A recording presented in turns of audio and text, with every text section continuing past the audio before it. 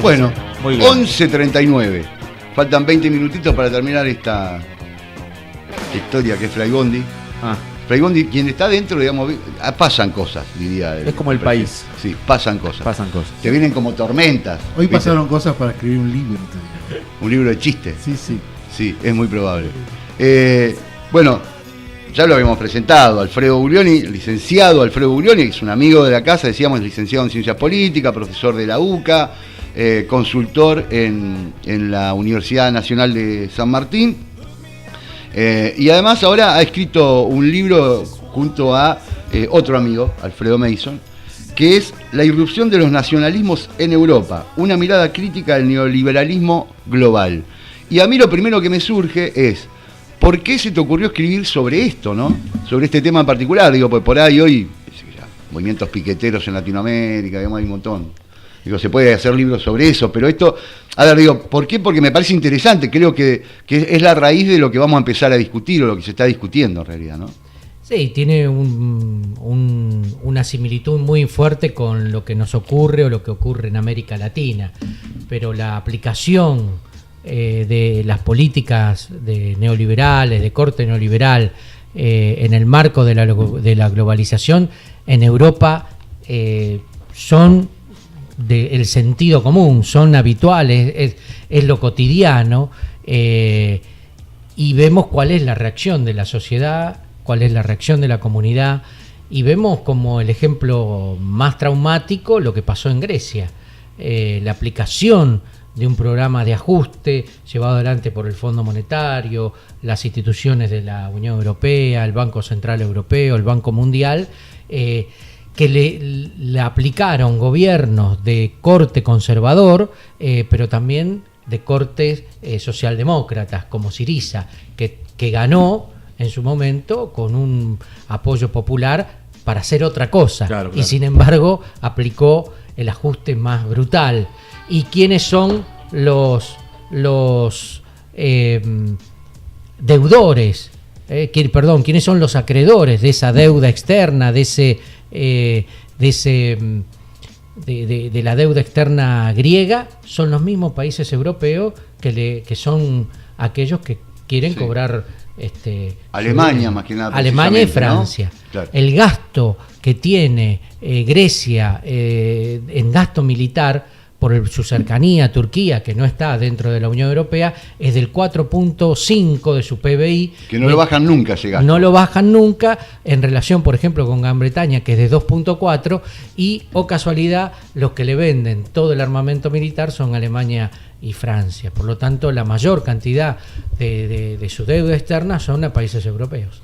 Claro. Ahora, que estas derechas, digamos, que empiezan a aparecer en Europa y un poquito también acá en Latinoamérica, digo, por ahí el caso más resonante, digamos, por obsceno, si querés, hoy, tiene que ver con Bolsonaro en Brasil. ¿Por qué se da? Digo, las sociedades se cansaron de los supuestos partidos más moderados. ¿Por qué lado entra esto? Digo, ¿no? O sea, porque digo, uno por ahí tiene la historia de los fascismos en Europa. Bueno, viste, sí, explotaban los países, que yo, entonces después te aparece un tipo como Mussolini, o como Hitler, o como Franco, digo, te aparece eso. Pero hoy no pareciera que el clima fuese de tal magnitud.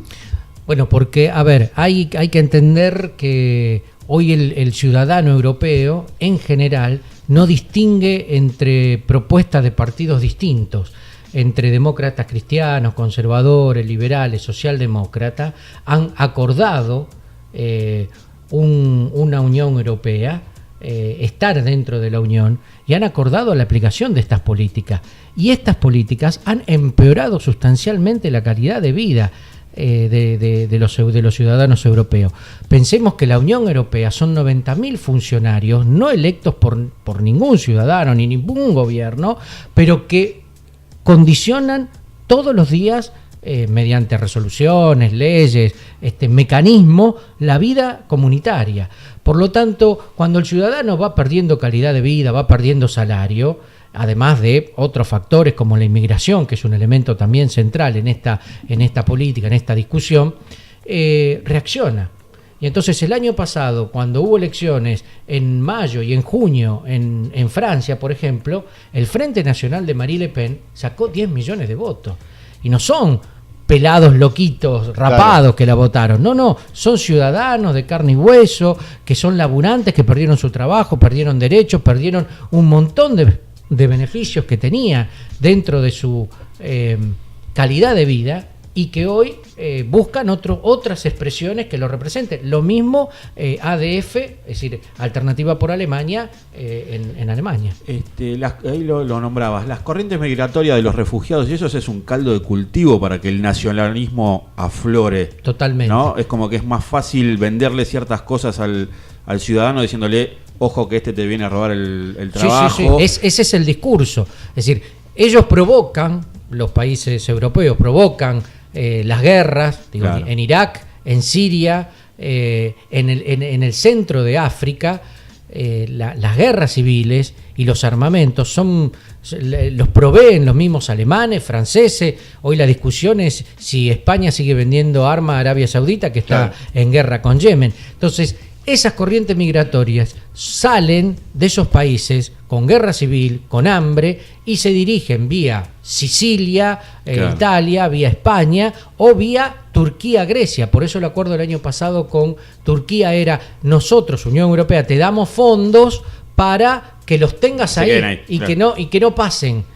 O en Grecia, para que no vengan a Alemania, a Austria, y entonces surgen países o gobiernos conservadores que se van haciendo más extremistas, como en Polonia, Hungría, Austria, Italia ahora con Salvini, que toman esta posición. Pero no nos engañemos, el problema explota ahora, pero durante muchos años a esos inmigrantes los hicieron trabajar con salarios paupérrimos. Claro. Y al servicio de ellos. Entonces, aquí hay una gran contradicción. Por eso nosotros diferenciamos esos populismos europeos con los movimientos nacionales que tenemos en América Latina. Y el último punto que nosotros resaltamos, que lo tenemos como investigación, es que este mismo sentido común que nos quieren hacer imponer ahora en este neoliberalismo, los sectores concentrados, los tienen allá. Los sectores de la justicia, los medios de comunicación concentrados y fundamentalmente un sistema económico que tiene una concentración fabulosa. Terminar con las ideas y los partidos es parte del plan, ¿no? Del neoliberalismo. Totalmente. Desprestigiar a la política. Sí. Desprestigian a la política, y entonces hoy, cuando va un ciudadano a buscar a ver qué partido, el PP o el PSOE o Ciudadano, me dicen lo mismo, un poquito más acá o un poquito más allá. Entonces, ¿a quién voto? Y hoy surge con mucha fuerza en esta crisis del Partido Popular Vox como el sector más reaccionario, más nacionalista, donde los católicos más ultramontanos buscan su expresión, y este odio a el marroquí, el inmigrante norafricano. Es mucho más fácil venderte ese discurso, ¿no? Más fácil. Por supuesto. Desde los medios, que son un brazo muy importante, por ¿no? Supuesto. Por supuesto. Sí, tiene 4 muletillas y ya está. Sí, claro. A ver, nosotros criticamos a Clarín y La Nación como emblemas de la concentración de los medios de comunicación. En Europa pasa exactamente lo mismo con los medios de comunicación concentrados que tienen. A ver, pareciera que se estableció una especie de gobernanza mundial, ¿no?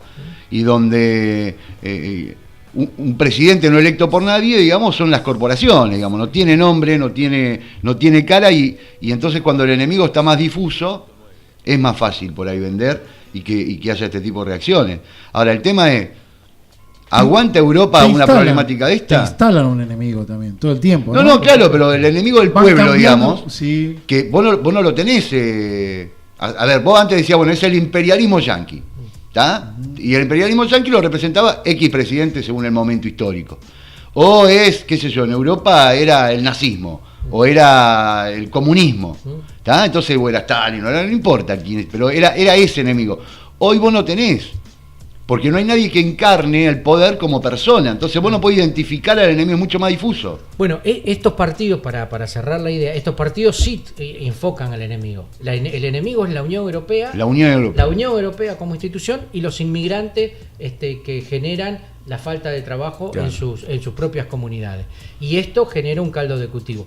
En América Latina veremos qué pasa el domingo y Bolsonaro los tendremos que estudiar. Bueno, vamos a casi el último bloque musical, sería, después seguimos hablando con Alfredo, pero además por ahí también vamos a...